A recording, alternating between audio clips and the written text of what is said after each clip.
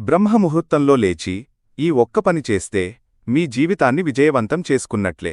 మీ అన్ని సమస్యలు దూరమవుతాయి మరియు మీ కోరికలు తక్షణమే నెరవేరుతాయి. అయితే మీరు ఏమి చేయాలి? బ్రహ్మముహూర్తంలో లేవాలి. అంటే ఉదయం 4 గంటల నుండి 5:30 గంటల మధ్యలో.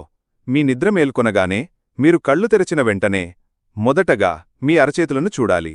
మీ చేతులను బాగా గమనించాలి. మన చేతులలో లక్ష్మీమాత వాసం ఉంటుందని చెబుతారు. కాబట్టి 5 నిమిషాలపాటు మీ అరచేతులను చూస్తూ మనసులో లక్ష్మీమాతకు కృతజ్ఞతలు చెప్పాలి. ఇలా ప్రతిరోజూ చేస్తే మీ వద్దకు చాలా త్వరగా ధనం రావడం ప్రారంభమవుతుంది.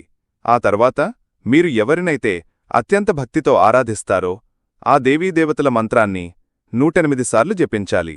108 సార్లు లెక్కించకపోయినా పర్వాలేదు, కాని పూర్తి భక్తితో, శ్రద్ధతో మరియు ఏకాగ్రతతో ఆ మంత్రాన్ని జపించాలి. ఆ తర్వాత మీ కోరికను